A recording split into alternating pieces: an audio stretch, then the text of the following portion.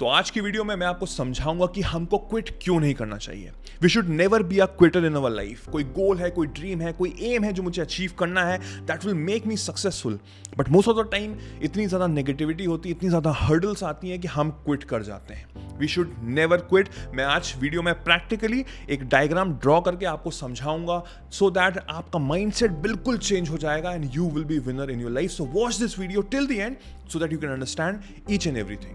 एक एग्जाम्पल देता हूं जिससे कि आपको समझ में आए। लेट्स से कि एक रूम है, बहुत ही ठंडा रूम है, इतना ज्यादा ठंडा रूम है कि अगर आप ब्रेथ ले रहे हैं तो वो भी आपको दिख रही है। उस टेबल पे एक आइस क्यूब रखी हुई है, आइस क्यूब बिल्कुल रॉक सॉलिड है। बाहर से किसी ने टेम्परेचर हाई करना शुरू कर दिया। 16, 17, 18, 19, 20, 21, 22, 23, 24, 25, 26, 27, 28, 29, 30, 31 आइस क्यूब पे कोई असर नहीं हुआ। जैसे ही 31 से 32 डिग्री टेम्परेचर हुआ, विद इन 10 to 15 सेकेंड्स पूरी आइस क्यूब मेल्ट हो गई और वो वाटर में कन्वर्ट हो गई। तो लोग क्या कहेंगे कि जो इंपैक्ट आया वो फ्रॉम 31 डिग्री टू 32 डिग्री आया। That is like a breakthrough moment, right? जो शायद आप लोगों ने सुना होगा, जिसको हम लोग बोलते हैं overnight success. First of all मैं आपको बताना चाहता हूं कि there is no such thing as overnight success. Impact हमको नहीं दिख रहा था, बट जैसे ही टेम्परेचर हाई होना शुरू हुआ तब से वो प्रोसेस में लग गया। बट हमको इंपैक्ट कहां दिखा? From 31 degrees to 32 degrees.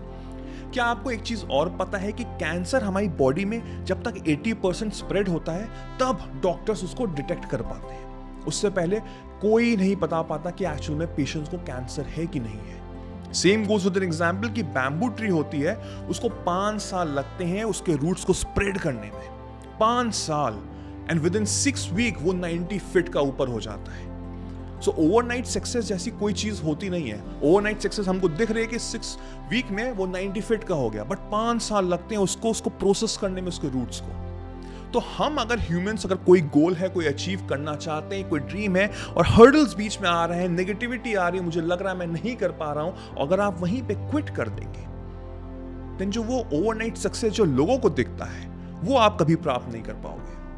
आपको अपना माइंडसेट चेंज करना ही करेगा। वो कैसे करेंगे? जब हम regularly on the daily basis हम डिसिप्लिन होके उस पर वर्क करेंगे, चाहे कितनी भी हर्डल्स आए, कितनी भी परेशानी आए, कितना आपका माइंड नेगेटिव हो, but I will make sure आपको ऐसा माइंडसेट रखना ही रखना है कि मुझे क्विट नहीं करना है, बिकॉज वो सक्सेस मुझे मिलेगी मिलेगी। मैं आपको एक डायग्राम बना के दिखाता हूं जिससे आपको और अच्छे से समझ में आएगा कि मैं क्या कहना चाह रहा हूं। तो ये एक डायग्राम मैं आपको समझाने के तौर पे बता रहा हूं।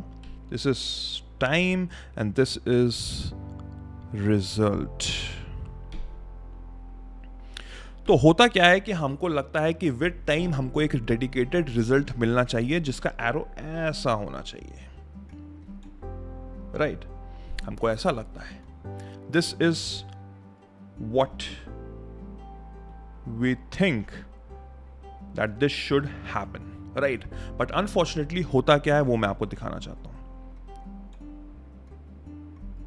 This is actually what happens। तो होता यह है कि ये जो मोमेंट होता है, this moment, this phase, ये होता है मोमेंट डिसअपॉइंटमेंट का।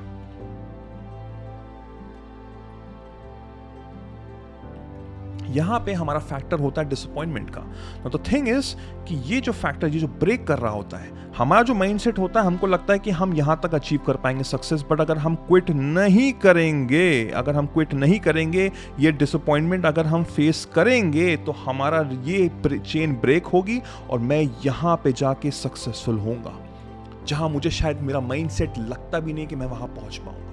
So this is the factor जो मुझे समझना बहुत जरूरी है। विद टाइम, विद रिजल्ट, हमारी जो थिंकिंग होती है कि लगता है हम यहां तक पहुंचेंगे, बट मुझे जब अगर मैं क्विट नहीं करूंगा तो मुझे वो यहां लेकर जाता है।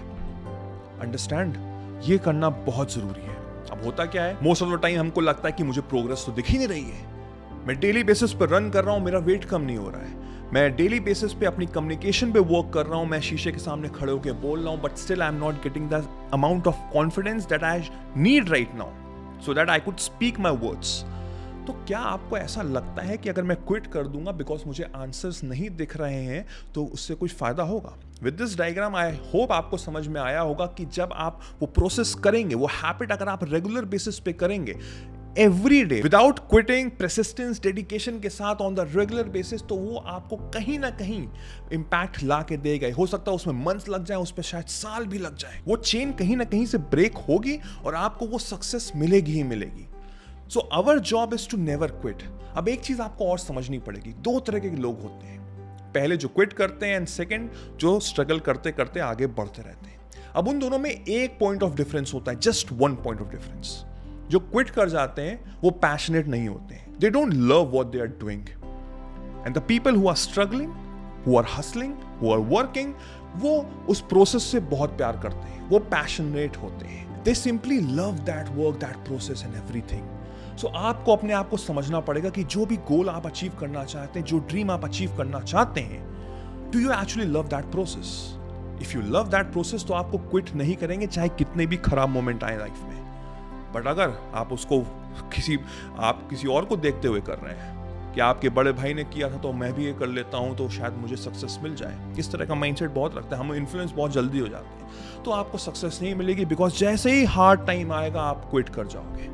सो मेक श्योर कि ये माइंडसेट रखना भी बहुत जरूरी है। एक बहुत ही ब्यूटीफुल कोट मैंने सुना था फ्रॉम दिस NBA टीम, जहां पे उसने लिखा हुआ था कि when nothing seems to help, I go and look at the stone cutter hammering away at his rock, perhaps 100 times without as much as a crack showing in it.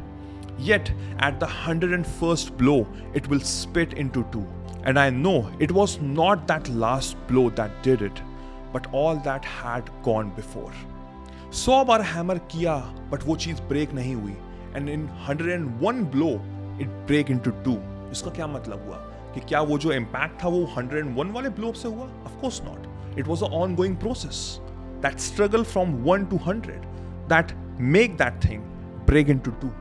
सो हमको भी यही चीज माइंडसेट में रखनी है और इसी माइंडसेट से हमको आगे बढ़ना है कि मुझे आगे चलना ही चलना है, चाहे कितनी भी हर्डल्स आए, चाहे कितनी भी प्रॉब्लम्स आए, and I will make sure कि वो कभी ना कभी वो ब्रेक होगी chain, and I will be a winner in my life. Don't be a Quetta, work on that progress, love what you do, and success तो आपको टच होगी। So I hope you like this video. If you do, then do give me a big thumbs up. Do subscribe and hit the bell icon so that जैसे मैं एक नया video डालूं आपको सबसे पहले नोटिफाई हो। मेरा नाम वैभव निगम है। Till then I will see you soon. Take care. Cheers. Bye bye.